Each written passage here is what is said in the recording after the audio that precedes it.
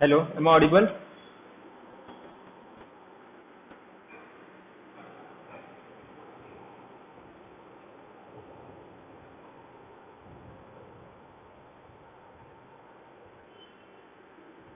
Good evening to all of you.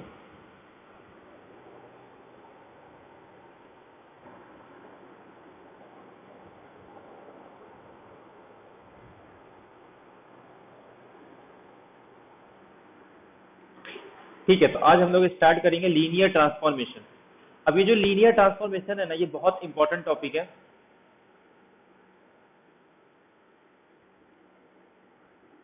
ठीक है, आज लेक्चर के बाद सब सेंड कर देता हूँ। ठीक है, तीनों सॉल्यूशन का ही बाकी है ना, सॉल्यूशन का भी, कल का भी, आज का भी, लेक्चर के बाद तीनों साथ में सेंड कर देता हूँ। ठीक है, तो लीनियर ट्रांसफॉर्मेशन स्टार्ट करते हैं आज। लीनियर ट्रांसफॉर्मेशन और मैट्रिक्स, अगर ये दोनों को मिलाएंगे तो 50% यहीं से आता है, सिर्फ लीनियर ट्रांसफॉर्मेशन और मैट्राइसिस में जो आइगन वैल्यू आइगन वेक्टर्स है। मतलब लीनियर ट्रांसफॉर्मेशन से एक वो मैट्रिक्स में आ गए और लीनियर ट्रांसफॉर्मेशन एक अलग है, मतलब लीनियर ट्रांसफॉर्मेशन प्लस मैट्राइसिस, अगर ये सब आ गया ना तो 50% लीनियर अलजेब्रा कंप्लीट हो जाता है। अब मैट्राइसिस में भी आइगन वैल्यू आइगन वेक्टर और उससे रिलेटेड, तो ये बहुत इंपॉर्टेंट टॉपिक है। अब होता क्या है बेसिकली, देखो क्या होता है, हमको एक तो सब एक जगह तो हम लोग डिस्कस करते हैं लीनियर ट्रांसफॉर्मेशन और एक जगह डिस्कस करते हैं मैट्राइसिस। इसको अलग इंडिपेंडेंट डिस्कस करते हैं, इसको अलग डिस्कस करते हैं, और फिर क्या करते हैं, ये इसका स्टार्टिंग होता है वेक्टर स्पेस से।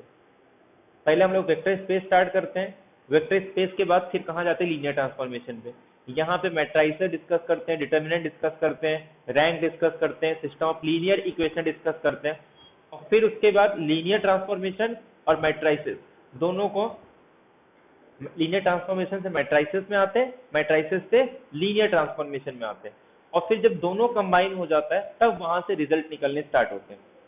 फिर हम लोग आइगन वैल्यू आइगन वेक्टर पढ़ने के बाद फिर सबको बोलते हैं ना रिलेशन बनाते हैं, और वहां से अपने बहुत सारे रिजल्ट आते हैं। तो सबसे पहले क्या किया हम लोग ने, जितने भी मैट्रिक्स थे सब डिस्कस कर लिए। अब अपना काम क्या है कि इस लीनियर ट्रांसफॉर्मेशन को मैट्रिक्स तक लेके आना। बट लीनियर ट्रांसफॉर्मेशन समझने के लिए अपने पास नॉलेज होना चाहिए वेक्टर स्पेस। बिना वेक्टर स्पेस के हम लोग लीनियर ट्रांसफॉर्मेशन के बारे में डिस्कस नहीं कर सकते, क्योंकि वेक्टर स्पेस, हम दो वेक्टर स्पेस के बीच में एक मैप डिफाइन करते हैं और कुछ कंडीशन इंपोज करते हैं, और जिसके बाद बोलते हैं कि वो मैप क्या है, लीनियर ट्रांसफॉर्मेशन है। तो पहले हम लोग वेक्टर स्पेस का थोड़ा आइडिया ले लेते हैं कि वेक्टर स्पेस क्या होता है, और फिर डेवलप करते हैं लीनियर ट्रांसफॉर्मेशन, और फिर उसके बाद वो मेथड देखेंगे कि किस मेथड का यूज करके लीनियर ट्रांसफॉर्मेशन से मैट्राइसेस पे जा सकते हैं। और एक बार लीनियर ट्रांसफॉर्मेशन पे मैट्राइसेस पे आ गए तो जो प्रॉपर्टी अब तक हम लोग डिस्कस कर रहे हैं, चाहे वो रैंक हो, टाइप्स ऑफ मैट्राइसेस हो, या सिस्टम ऑफ लीनियर इक्वेशन, वो सारी चीजें हम कहाँ यूज करेंगे, मैट्राइसेस में, और वो इनडायरेक्टली कहाँ यूज होगा, लीनियर ट्रांसफॉर्मेशन।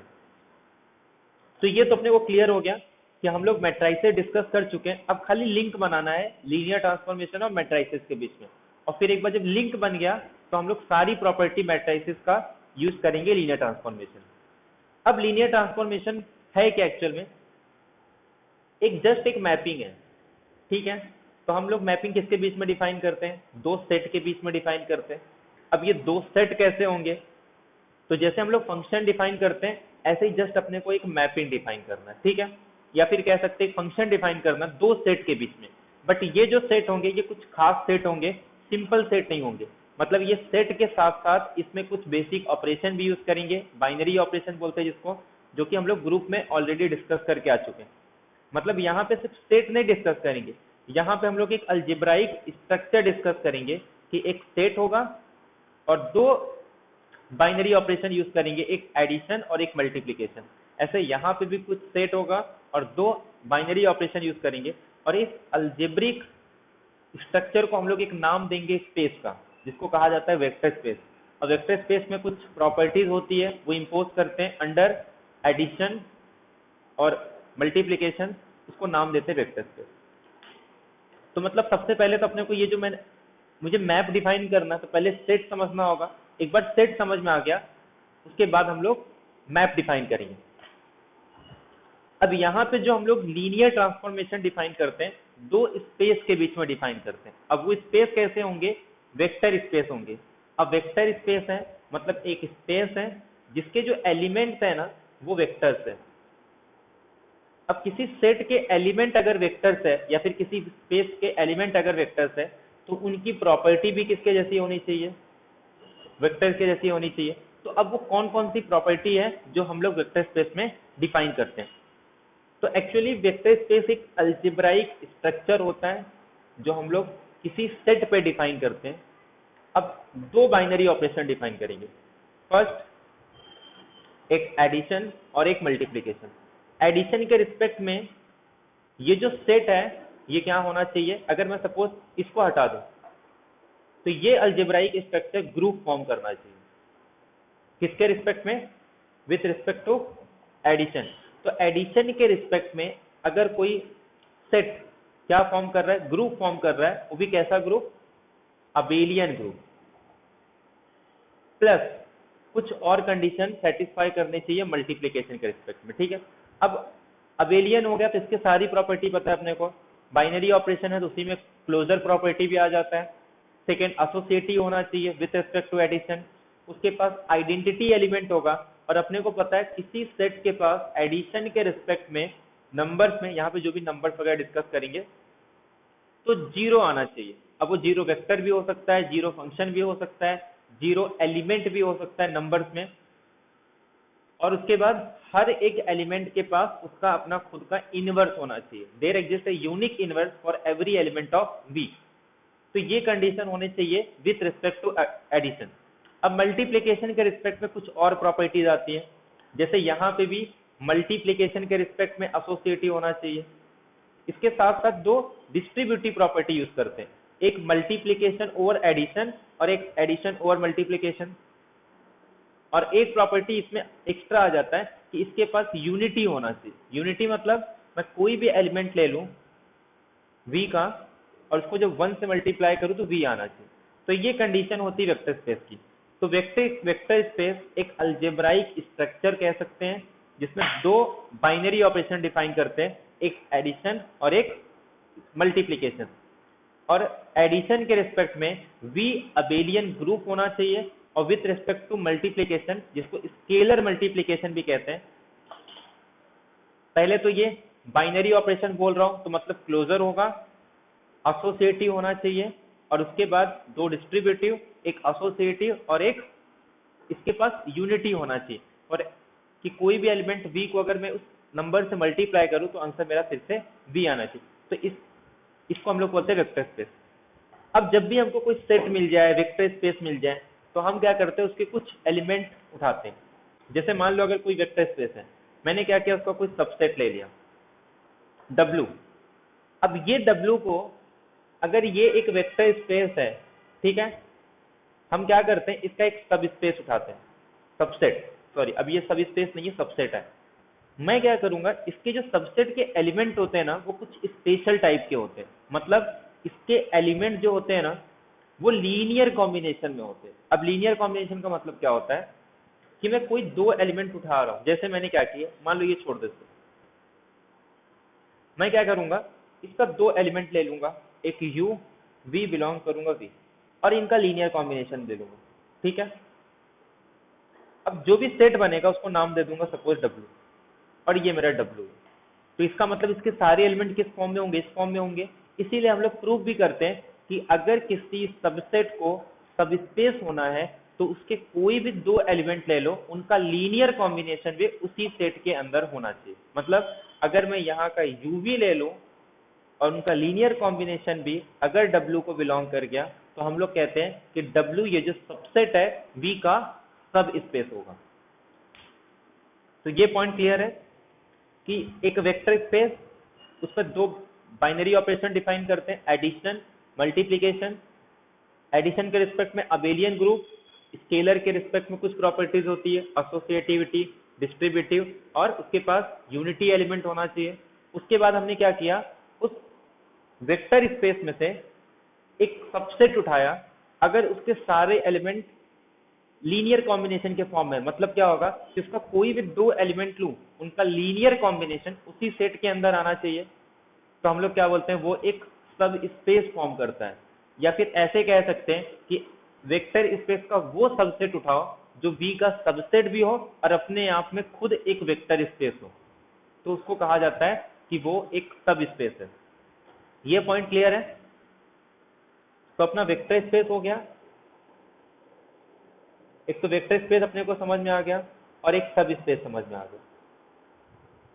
अब हम लोग क्या करते हैं, किसी भी V और W के बीच में एक मैप डिफाइन कर सकते हैं। ये हो गया लीनियर ट्रांसफॉर्मेशन। बट इससे पहले, लीनियर ट्रांसफॉर्मेशन को समझने से पहले अपने को कुछ कॉन्सेप्ट समझने होंगे। ऐसा नहीं है, क्योंकि जो अपना मेन एम है ना, एंड में ये है कि इस लीनियर ट्रांसफॉर्मेशन को कन्वर्ट करना है मैट्रिसेस में। अगर ये नहीं करना होता तब तो ठीक था। अगर सपोज किसी लीनियर ट्रांसफॉर्मेशन को मैट्रिक्स में कन्वर्ट नहीं करना है तब तक तो ठीक है, हम लोग मतलब ये फिर और कुछ पढ़ने की जरूरत नहीं थी। बट अपने को क्या करना है, इस लीनियर ट्रांसफॉर्मेशन को मैट्रिसेस में कन्वर्ट करना है। इसके अलावा और भी बहुत सारी चीजें अपने को डिस्कस करनी है, इसीलिए कुछ नए कॉन्सेप्ट को डेवलप किया जा रहा है। अब वो नए कॉन्सेप्ट क्या होंगे, मैंने एक चीज बताया कि अगर मेरे पास कोई V है, मैं इसका कोई दो एलिमेंट ले रहा हूँ या तीन एलिमेंट ले रहा हूँ, उनका लीनियर कॉम्बिनेशन यूज करके जितने भी पॉसिबिलिटी बनेंगे उसका यूज करके मैं एक कुछ W बना रहा हूँ, मतलब एक सब स्पेस बना रहा हूँ। तो एक कॉन्सेप्ट आता है लीनियर कॉम्बिनेशन का, एक कॉन्सेप्ट आता है जनरेटर का, एक कॉन्सेप्ट आता है हमारे पास basis, linearly independent, linearly dependent और डायमेंशन करके। तो एक एक करके समझते ये टर्म्स है क्या। जब भी अपने को वेक्टर स्पेस मिल गए तो इसमें कुछ टर्म्स यूज होते हैं, जैसे तो लीनियर कॉम्बिनेशन क्या होता है, लीनियरली इंडिपेंडेंट क्या होते हैं, लीनियरली डिपेंडेंट क्या होता है, जनरेटर्स इसको कहा जाता है, बेसिस क्या होता है, और बाद में डायमेंशन क्या होता है। ये सारी चीजें अपने को समझनी है। डायमेंशन हम डिस्कस करेंगे, बेसिस डिस्कस करेंगे, जनरेटर डिस्कस करेंगे, लीनियरली डिपेंडेंट डिस्कस करेंगे, लीनियरली इंडिपेंडेंट, लीनियर कॉम्बिनेशन। होता क्या है, ध्यान, वेक्टर स्पेस जैसे हम लोग डिफाइन करते हैं, जैसे मैंने कहा कि रियल नंबर, और एक चीज, अगर वो वीडियो देखे रहोगे कि वेक्टर स्पेस को हम लोग किसी फील्ड पे डिफाइन करते हैं कि एक वेक्टर स्पेस है और ये जो फील्ड का एलिमेंट है ये स्केलर होता है, ठीक है। जो हम लोग डॉट में जो प्रॉपर्टी यूज करते हैं वो सारी प्रॉपर्टी किसके लिए रहती है, स्केलर के लिए होता है। अब ये तो अपने को पता है। अब ध्यान सुनो, किसी वेक्टर स्पेस में एलिमेंट कितने हो सकते हैं, हो सकता है फाइनाइट हो, लेकिन अगर मैं R ओवर R दूं तो इसके पास अनकाउंटेबल एलिमेंट होंगे। तो अगर मैं इसका कोई दो वेक्टर उठा लूं, जैसे मैंने इसका मान लो एक 2 उठा लिया और एक 3 उठा लिया, अब मैं क्या करूंगा, इसके लीनियर कॉम्बिनेशन बनाऊंगा। अब अगर इसका लीनियर कॉम्बिनेशन यूज करूं, या फिर सिंपल ऐसे भी लिख सकता हूं, अल्फा इंटू 2। अब अल्फा तो स्केलर से आ रहा है, अब स्केलर कहां से आ रहा है, रियल नंबर से। तो मतलब जो नया एक स्पेस बनेगा उसमें तो कोई भी एलिमेंट ला सकते हैं। अगर मुझे √2 लाना है तो मैं √2 से मल्टीप्लाई कर दूं, अरे √2 इंटू √2। अगर सपोज मुझे फॉर एग्जाम्पल √2 ही लाना है तो मैं 1/√2 से मल्टीप्लाई कर दूंगा तो √2 आ जाएगा। मुझे अगर पाई चाहिए तो मैं 2/पाई से मल्टीप्लाई कर दूंगा, अरे पाई/2 से मल्टीप्लाई कर दूंगा तो 2 कैंसिल, पाई आ जाएगा। मतलब मैं कोई भी एलिमेंट ला सकता हूँ लीनियर कॉम्बिनेशन। तो फिर से इसमें कितने एलिमेंट आ रहे हैं, अनकाउंटेबल एलिमेंट आ रहे हैं।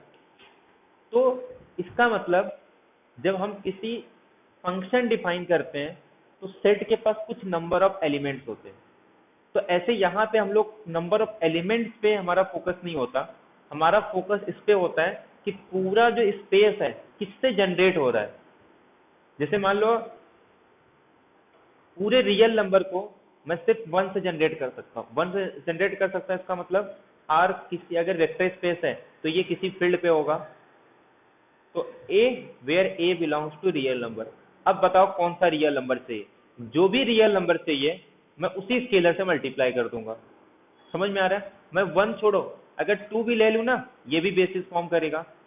अब जिसको बोलो मैं जो नंबर चाहिए मैं a/2 करके मल्टीप्लाई कर दूंगा, अगर तुमको पाई चाहिए तो मैं पाई/2 से मल्टीप्लाई कर दूंगा।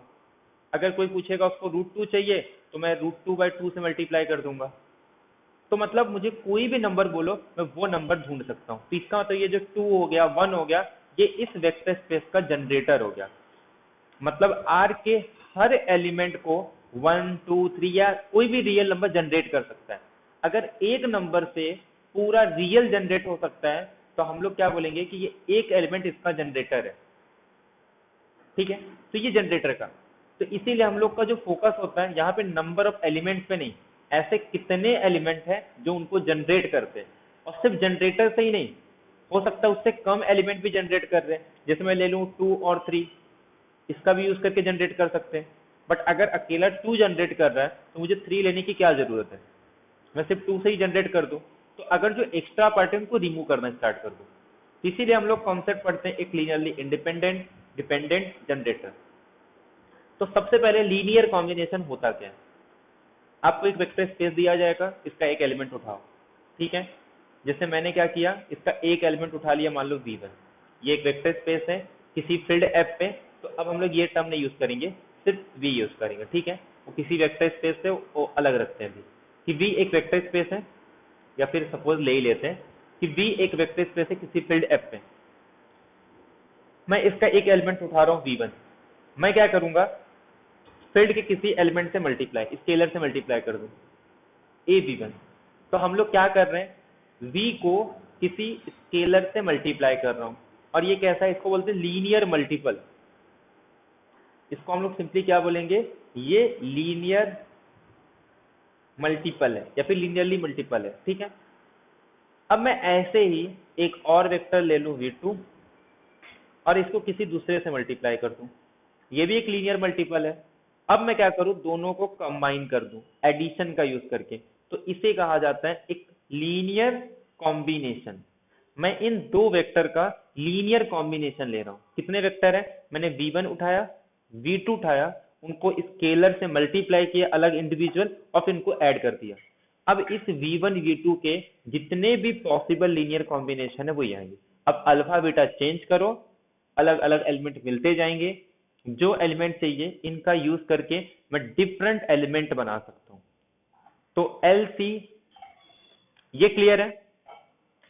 आप वेक्टर स्पेस के एक एलिमेंट उठाओ, उनको स्केलर से मल्टीप्लाई करो, ये एक सिंपल लीनियर मल्टीपल है, ये भी एक लीनियर मल्टीपल है, उनको कंबाइन कर दो, इसको कहा जाता है linear combination of v1 v2। Clear ये पॉइंट। तो ये लीनियर कॉम्बिनेशन होता है।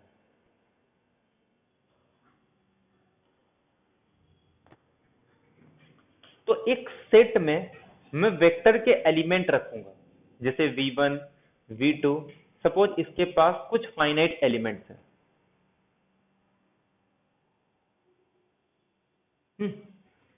तो अब मुझे इस सेट का लीनियर कॉम्बिनेशन बनाना है, तो मैं क्या करूंगा, v1 को किसी स्केलर से मल्टीप्लाई करूंगा, v2 को किसी स्केलर से मल्टीप्लाई करूंगा, इस vn को भी किसी स्केलर से मल्टीप्लाई करूंगा और उनको कंबाइन कर दूंगा।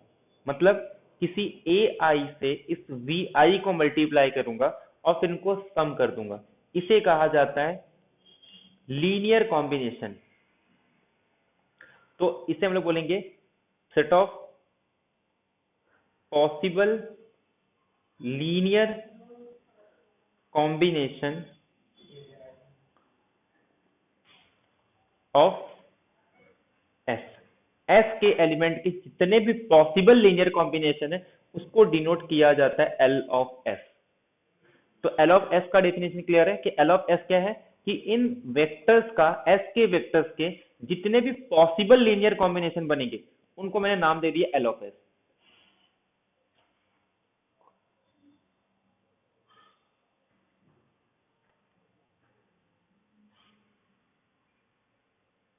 क्लियर है ये। लीनियर कॉम्बिनेशन में किसी को डाउट है?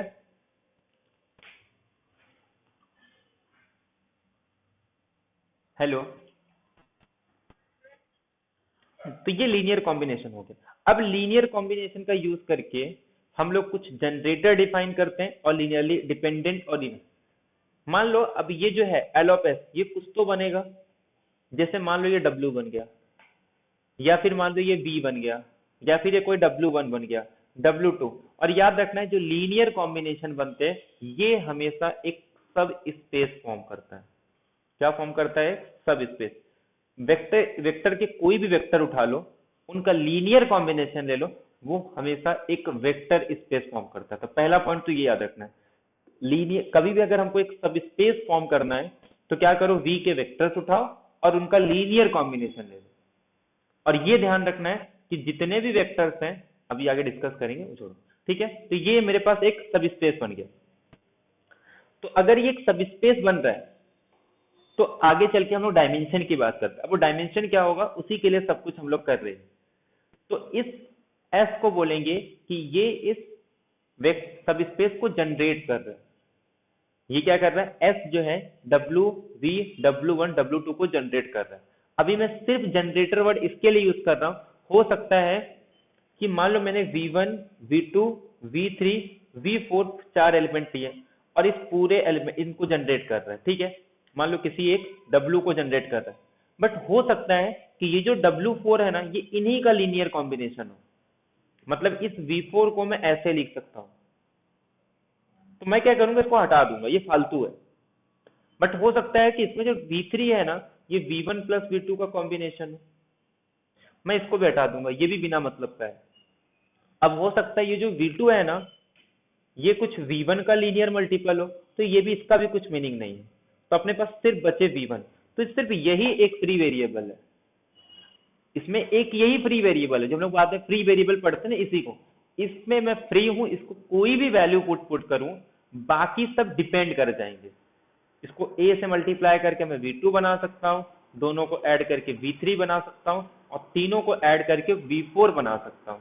तो फ्री वेरिएबल जो मेरे पास चॉइस है वो सिर्फ V1 है, और बाकी जो है ना, वो उन सारे एलिमेंट को यूज करके बनाया गया है। क्लियर है ये पॉइंट? तो जनरेटर का मतलब क्या हो गया कि किसी चीज को जनरेट करने के लिए स्टार्टिंग में कितने एलिमेंट का यूज करते हैं हम लोग। एक ही एलिमेंट था, मैं उसी का यूज करके V2 V3 V4 मतलब उन्हीं के लीनियर कॉम्बिनेशन में बना रहा हूं। तो बाकी सब तो उसी के लीनियर कॉम्बिनेशन के हैं। तो जो एक्स्ट्रा आ रहे हैं ना, पहले उनको रिमूव किया जाता है। अब वो रिमूव करने के प्रोसेस को हम लोग यहाँ पे डिस्कस करते हैं, लीनियरली इंडिपेंडेंट और डिपेंडेंट में। तो पहला पॉइंट क्लियर है, लीनियर कॉम्बिनेशन से एक टर्म अपने को समझ में आ गया, जनरेटर। इसी को जनरेटर भी कहा जाता है और इसी को स्पैनिंग सेट कहा जाता है। अगर मान लो एक वेक्टर स्पेस है V, मैंने इसके कुछ एलिमेंट उठा लिए, V1 उठा लिया, V2 उठा लिया, V3 उठा लिया, V4 उठा लिया, और मैं क्या किया, इस Vi का लीनियर कॉम्बिनेशन ले लिया। मतलब इसको एक सेट के अंदर रख दिया, इन चार एलिमेंट को, और इसने इस पूरे वेक्टर स्पेस को फॉर्म कर दिया। तो मैं कहूंगा कि ये जो S है ना, ये जनरेटर है, या फिर इसी को कहा जाता है, ये स्पैनिंग सेट है जो स्पैन कर रहा है। क्या कर रहा है? स्पैन कर रहा है। किसको स्पैन कर रहा है? V को। स्पैन्स V को स्पैन कर रहा है। या फिर हम लोग क्या कह सकते हैं कि जो V है ये स्पैन हो रहा है किससे? S से। V स्पैन्ड बाय S, या फिर V जो S है स्पैन्स V। मतलब S V को स्पैन कर रहा है, या फिर V is spanned by S। ठीक है, तो ये दो टर्म हम लोग यूज करते हैं, S स्पैन्स V या V स्पैन्ड बाय। या फिर सिंपल कह सकते हैं कि S is a generator off V और V is generated by S। तो ये टर्म हम लोग यूज करते हैं। मतलब V का जनरेटर S है, V को जनरेट किया जाता है S से। ठीक है, तो इसका मतलब S अपने पास जनरेटर हो गया। कब? जब V को मैं S के लीनियर कॉम्बिनेशन में लिख सकता हूं। अब अपना नेक्स्ट काम क्या होगा कि जो फालतू के एलिमेंट है ना, उनको निकालो। अपना जो प्रोसेस है कुछ इस तरीके से होगा कि जो उन लीनियर कॉम्बिनेशन में जो S1 P1 V2 V3 V4, मैं उन चार एलिमेंट का यूज करके इतना बड़ा वेक्टर स्पेस बना रहा हूँ। हो सकता है उन चार जो एलिमेंट है, 4 एलिमेंट, वो 4 भी बाकी 3 बाकी 2 या किसी सिंगल से जनरेट हो रहा है। तो पहले उनको निकालने का जो प्रोसेस होता है वो हम लोग डिस्कस करते हैं लीनियरली इंडिपेंडेंट और डिपेंडेंट में। हम लोग क्या करते हैं, उनका लीनियर कॉम्बिनेशन ले लेते हैं। मैंने क्या किया, लीनियर कॉम्बिनेशन ले लिया जैसे, और इसको 0 पे लेके गए। ठीक है, अब अगर मान लो ये जो स्केलर है, दो केस आते हैं, एक कब लीनियरली डिपेंडेंट बोलेंगे, कब लीनियरली इंडिपेंडेंट बोलेंगे। अगर मान लो किसी वेक्टर का लीनियर कॉम्बिनेशन 0 पे जा रहा है, क्या बोल रहा हूं, किसी मतलब जो हमारा सेट था, मैंने उनका लीनियर कॉम्बिनेशन लिया, किसी सेट का लीनियर कॉम्बिनेशन अगर 0 वेक्टर पे जा रहा है, तो ये तभी पॉसिबल है जब उनके सारे स्केलर 0 आ जाए। अगर ऐसा हो गया तो हम लोग बोलेंगे लीनियरली इंडिपेंडेंट। बट ऐसा नहीं हुआ कि देयर एग्जिस्ट आई, किसी सफिक्स के लिए उसका स्केलर नॉन जीरो है, फिर भी उनका लीनियर कॉम्बिनेशन 0 पे चलेगा। अगर ऐसा हो गया तो हम लोग कहते हैं कि ये लीनियरली डिपेंडेंट है। तो लीनियर डिपेंडेंट का मतलब क्या होता है, इसके जो वेक्टर्स हैं बाकी पे डिपेंड कर रहे हैं, इसमें क्या होता है किसी पे डिपेंड नहीं करता। अगर इनके लीनियर कॉम्बिनेशन को 0 होना है तो वो सारे सेपरेट हैं, कोई भी स्केलर उनको मिलके 0 नहीं कर सकता जब तक कि वो सारे स्केलर खुद 0 ना हो जाए। हमारा जो हमने लीनियर स्पैन लिया था, लीनियर कॉम्बिनेशन, अब मैं उसको भेज रहा हूँ 0 पे, ठीक है। अब जितने भी v1 v2 v3 v4 है, अगर ये लीनियरली इंडिपेंडेंट होगा तो इनके लीनियर कॉम्बिनेशन को 0 पे भेजने की सिर्फ एक ही कंडीशन है कि जब वो सारे स्केलर खुद 0 हो जाए। किसी नॉन जीरो स्केलर के पास इतनी पोटेंशियल नहीं होती कि उनके लीनियर कॉम्बिनेशन को 0 पे भेज दे। कब, अगर वो लीनियरली इंडिपेंडेंट हो। मान लो एक नॉन जीरो है फिर भी लीनियर कॉम्बिनेशन 0 पे जा रहा है, इसका मतलब वो डिपेंड कर रहा है। इन वेक्टर्स में से कोई तो एक वेक्टर ऐसा है जो बाकी के लीनियर कॉम्बिनेशन में। तो यहां से अपने को पता चलता है लीनियर कॉम्बिनेशन में दो टर्म और आ गए, लीनियरली डिपेंडेंट और लीनियरली इंडिपेंडेंट।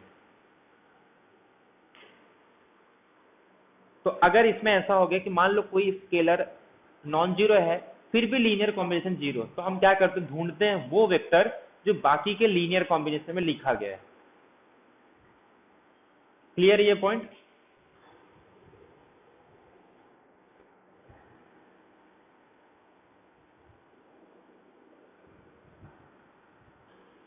तो अपने को लीनियर कॉम्बिनेशन भी आ गया, लीनियरली इंडिपेंडेंट भी आ गया, लीनियर डिपेंडेंट जनरेटर। अब बचा बेसिस और डायमेंशन।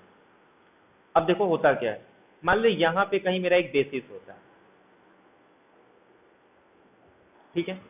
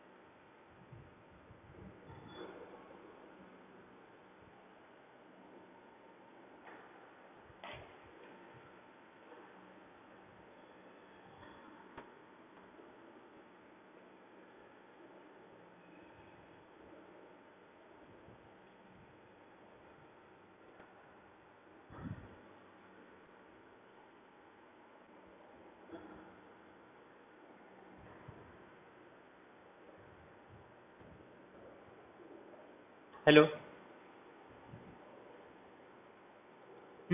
तो अब अपने को एक टर्म पढ़ना है बेसिस। अब ये बेसिस क्या होता है, हम क्या करते हैं स्टार्टिंग में, सपोज मान लो मुझे कुछ वेक्टर दे दिए गए v1 से लेके vm तक, ठीक है। या फिर कोई नंबर ही ले लेते हैं, जैसे मान लो मेरे पास 10 एलिमेंट है, v3 से लेके v10 तक, ये 10 एलिमेंट है। अब मैं क्या करूंगा, ये देखूंगा कि क्या इस वेक्टर स्पेस को जनरेट कर रहा है या नहीं।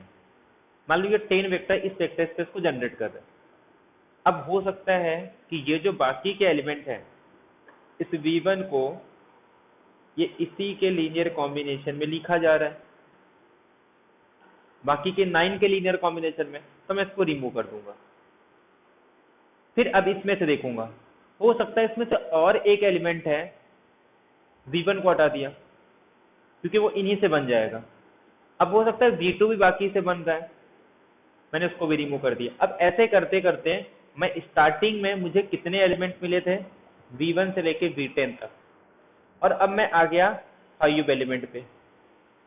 अब ये जो 5 एलिमेंट के बाद अब कोई किसी के लीनियर कॉम्बिनेशन में नहीं है, मतलब अब जब मैं अल्फा आई बी आई ले रहा हूँ, I is equal to 1 to 5, तो ये जब 0 आ रहा है ना, तो सारे अल्फा आई भी 0 आ रहे हैं।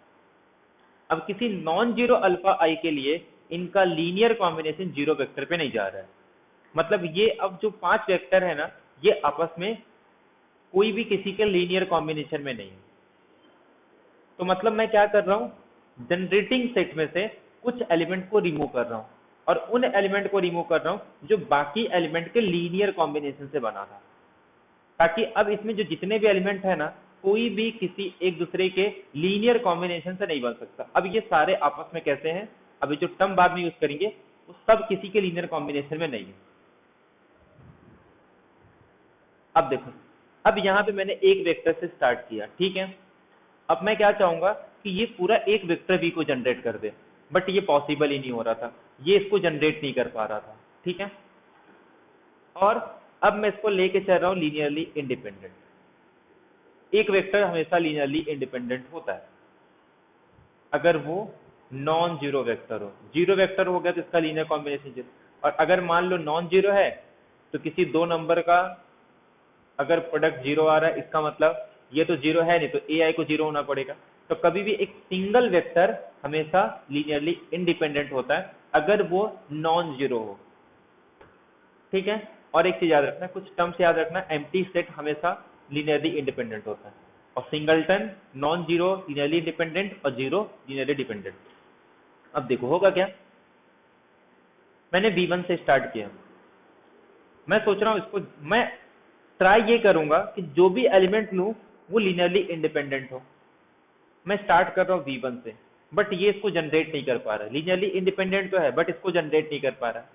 फिर मैंने क्या किया, V2 ले लिया, वही एलिमेंट लूंगा जो इसके साथ क्या हो, लीनियरली इंडिपेंडेंट हो, ये भी जनरेट नहीं कर रहा है। मैं V3 पे आ गया, ये भी जनरेट नहीं कर पा रहा है। मैं V4 पे आ गया, ये भी जनरेट नहीं कर पा रहा।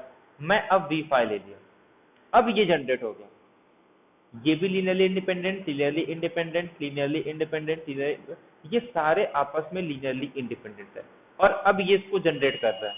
अब इसके आगे मुझे नहीं जाना है, मतलब जनरेटर सेट बड़े थे, मैंने इसमें से कुछ पॉइंट निकाला ताकि वो जनरेट तो करे बट उसमें से कोई भी एलिमेंट मतलब किसी के लीनियर कॉम्बिनेशन में ना हो। अब मैं क्या कर रहा हूँ, एक एलिमेंट से स्टार्ट कर रहा हूँ और वही एलिमेंट ऐड कर रहा हूँ जो उसके लीनियर कॉम्बिनेशन में ना हो। इसमें रिमूव कर रहे थे, इसमें ऐड कर रहे हैं, और धीरे धीरे वहां तक लेके जा रहा हूँ ताकि ये जनरेट कर दे इसको, मतलब पूरे एलिमेंट। लेकिन अगर मैं V5 से एक भी एलिमेंट ज्यादा लूंगा ना, अब प्रॉब्लम ये हो जाएगा कि ये किसी के लीनियर कॉम्बिनेशन में आ जाएगा, ठीक है। तो मतलब क्या कर रहे हैं, लीनियरली इंडिपेंडेंट सेट को धीरे धीरे इंक्रीज कर रहा हूँ, स्पैनिंग सेट को, ये जनरेटर को धीरे धीरे डिक्रीज कर रहा हूँ, और जिस पॉइंट पे दोनों मिलते हैं उसी को कहा जाता है बेसिस। हम क्या करते हैं, स्पैनिंग सेट को धीरे धीरे कम करेंगे और क्या बोलते हैं, लीनियरली इंडिपेंडेंट को धीरे धीरे इंक्रीज करेंगे, जिस पॉइंट पे दोनों मिलेंगे उसी को कहा जाता है बेसिस। कोई सेट अगर जनरेटर भी हो और उसके हर एक एलिमेंट आपस में लीनियरली इंडिपेंडेंट हो, तो अब मैं इसको वर्ड यूज कर सकता हूं कि अगर सब कोई एलिमेंट जनरेट कर रहा है और वो बाकी किसी के लीनियर कॉम्बिनेशन में नहीं है, इसका मतलब वो किसी पे लीनियरली डिपेंड नहीं कर रहा है, वो सब आपस में लीनियरली इंडिपेंडेंट है। ये टर्म समझ में आया सबको?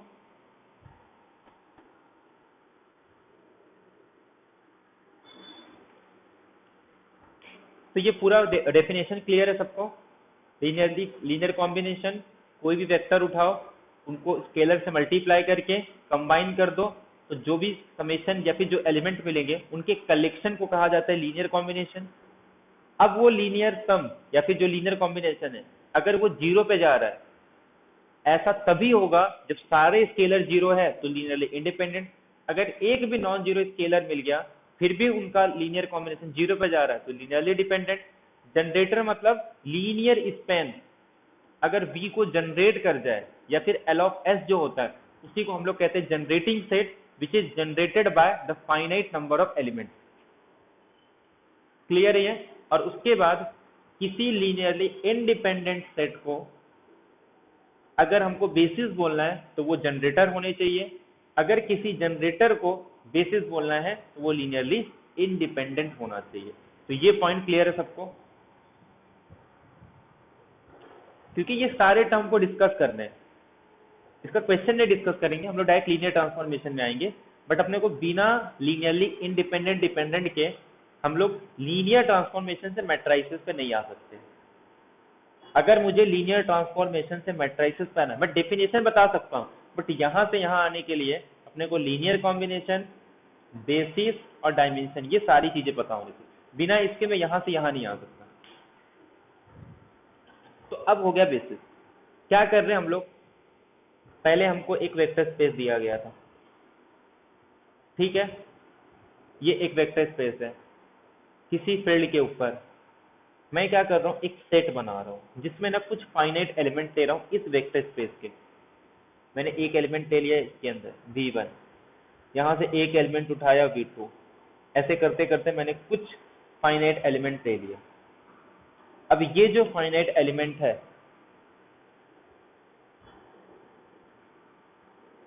अगर स्पैनिंग सेट है या फिर जनरेटर है किसका, V का, मतलब क्या हो गया, दैट इज कि इस V को मैं इसके लीनियर कॉम्बिनेशन में लिख सकता हूं, पहली चीज। सेकंड, S जो है ये लीनियरली इंडिपेंडेंट होगा, दैट इज कि जब इनका लीनियर कॉम्बिनेशन जीरो पे जाएगा तो ये तभी पॉसिबल है जब इनके सारे स्केलर जीरो हो, अदरवाइज फॉर एवरी आई अगर एक भी नॉन जीरो स्केलर मिल गया और उसका लीनियर कॉम्बिनेशन जीरो पे जा रहा है तो ये लीनियरली इंडिपेंडेंट नहीं हो सकता। तो अगर ये दोनों कंडीशन को सेटिस्फाई कर, अब ये सेट एक खास टाइप का सेट हो गया जिसको एक नाम दिया गया बेसिस, और इस सेट के पास जितने नंबर ऑफ एलिमेंट्स होंगे उसी को कहा जाता है dimension of V, that is n। और अगर किसी सेट के पास फाइनाइट नंबर ऑफ एलिमेंट्स हो तो उस वेक्टर स्पेस को कहा जाता है कि फाइनाइट डायमेंशनल वेक्टर स्पेस। तो किसी फाइनाइटली जनरेटेड वेक्टर स्पेस को दो चीजें यूज किया जाती है, FGVS और एक होता है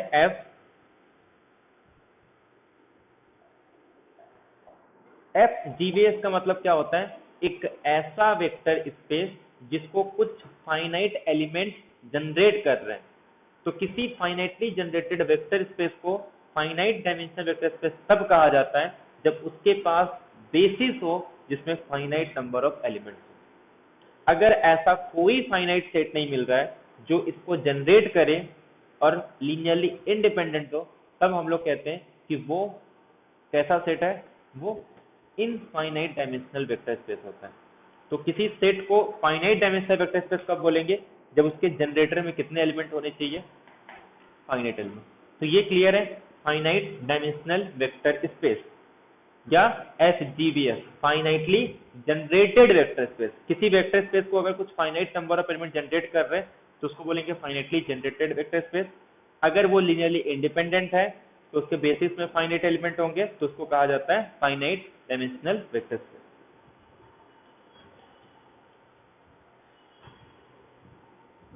तो मेन एम क्या है अपना, फ्री वेरिएबल ढूंढना। तो इसको जो कैलकुलेशन करते हैं वो वीडियो देख लेना, मैंने 6 वीडियो सेंड किया था, उसमें सब मिल जाएंगे।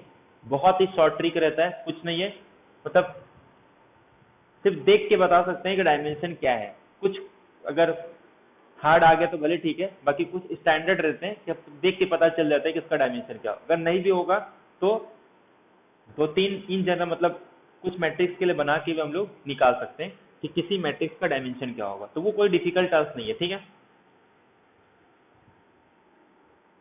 तो कहां तक आ गए हम लोग, वेक्टर स्पेस से डायमेंशन तक।